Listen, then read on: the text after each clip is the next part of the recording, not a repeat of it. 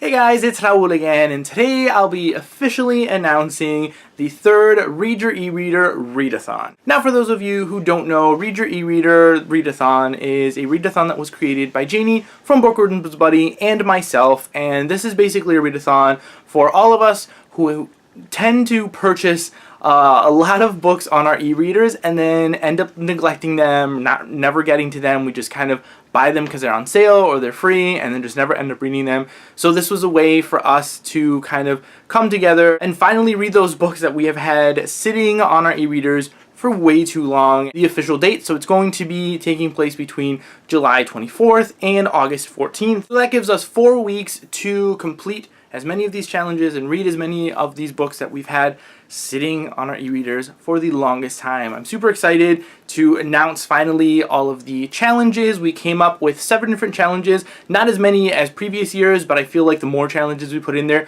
the more overwhelmed I get. So I like that we only have these 7 challenges on here. So I will go ahead and share those challenges with you guys today and some of the books that I'm kind of planning on reading for some of these challenges. So yeah, let's just go ahead and get started. Now the first challenge is going to be read a book where the author's name starts with an S. S for summer. So for this challenge, it's just pretty self-explanatory. If the author's first name starts with an S, then it goes ahead and it fits into this challenge. For this, I'm probably planning on reading The Beautiful Ones by Silvia Moreno Garcia. I've never read anything by Silvia Moreno Garcia before. I have this book that I got from NetGalley and it doesn't come out until October, so it's probably going to be one that I'm going to read later on during the read-a-thon because I don't have to read it right away. But it's definitely one that I'm super interested in, and it fits perfectly into this challenge. Challenge number 2 is going to be read your favorite summer genre. So whatever genre is your favorite to read during the summertime, go ahead and read that. I know for a lot of people it's probably going to be contemporary because a lot of people tend to kind of read contemporary or be more in the mood for contemporary during the summertime. I enjoy contemporaries, but I also enjoy adult mystery thrillers during the summertime, so I'm probably going to end up reading or choosing 2 books for this challenge because I like reading, like I said, contemporaries and adult mystery thrillers during the summertime, because adult mystery thrillers kind of tend to be fast-paced and good kind of beach or vacation reads, and then contemporaries kind of like remind everybody of summer. For the contemporary aspect, I'm probably thinking about reading Cain and Abel by Jonathan Matos. This is a book that I received for review a while ago and still haven't read it and really want to get to it. This is like the first book in a Christian fiction contemporary series, and I've heard pretty good things about his writing and the story and everything, so I definitely have to get to this one because, like I said, I received it for review and haven't read it yet, so this is probably going to be the first book that I end up reading for this whole read-a-thon because I really want to get to it, and it's contemporary, and I think it was fairly short from what I was able to see, so it's definitely one that I'll be able to fly through. And for the adult mystery thriller category, I don't know which one I'm going to end up picking because I have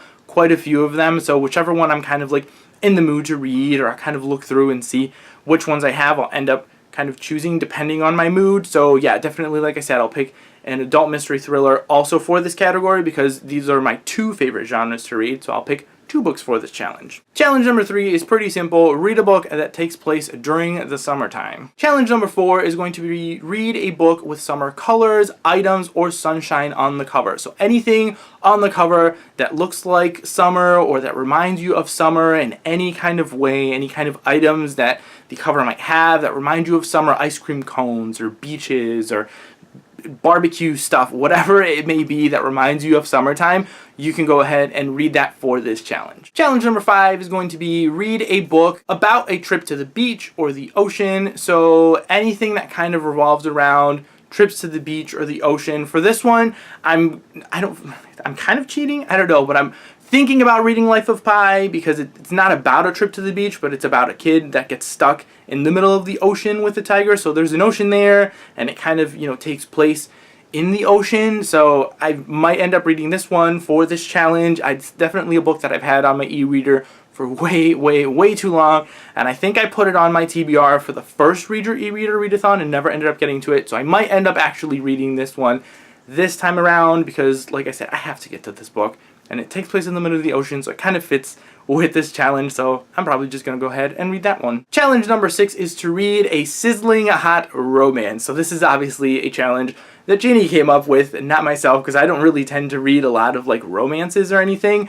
But for this one, I'm probably going to end up reading something by Colleen Hoover, just because I just recently read a book by Colleen Hoover for the first time and loved it. So I definitely want to check out more by her, so I'm probably going to end up downloading something and reading it, because yeah, I need to read more Colleen Hoover, and a lot of her books revolve around kind of like steamy romances and stuff. So yeah, I'm probably going to go ahead and read something by her. Our last challenge has a title, and that is Long Summer Days. Read a book that finally finishes off a series. So for this challenge, I'm probably going to go with Sovereign by Ted Dekker and Tosca Lee, and that is the third book in the Book of Mortals trilogy. I've read the first two books on my e-reader a while ago, and I can vaguely remember kind of what goes on, so I'm going to try and pick this one up for this challenge, but it's been a while since I've read the first two books, so yeah, we'll see. If I can kind of start reading it and get back into the flow of things and really kind of, you know, start jogging my memory as to what happened within the beginning of the series, then I'll continue on with this one. If not, then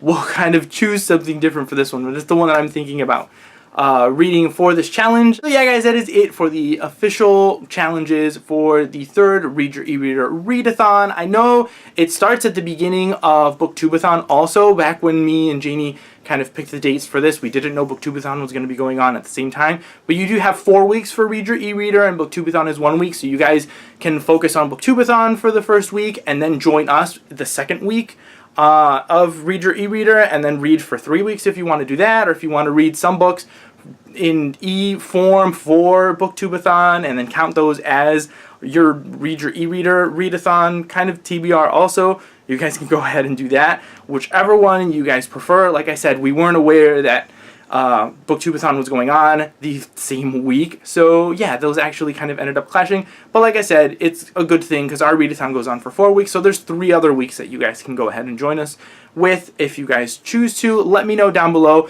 if you guys are planning on joining us. I know I've gotten an overwhelming amount of response on Twitter of people who are super excited for this one, so thank you guys for just being so excited for this readathon that Janie and myself have put together and kind of, you know, been hosting. I know a lot of people kind of are constantly asking me when the next one is going to be after one is over, so I'm super excited that you guys are excited and that people are actually looking forward to this kind of readathon every year to get through these like neglected ebooks and stuff. So yeah, I'm super excited. Like I said, let me know down below if you guys are going to participate in this year and what you guys are planning on reading. If you guys are doing a TBR video at all, definitely let me know. I would love to come and watch it. So yeah, guys, thank you guys all again for watching, and I will see you all next time.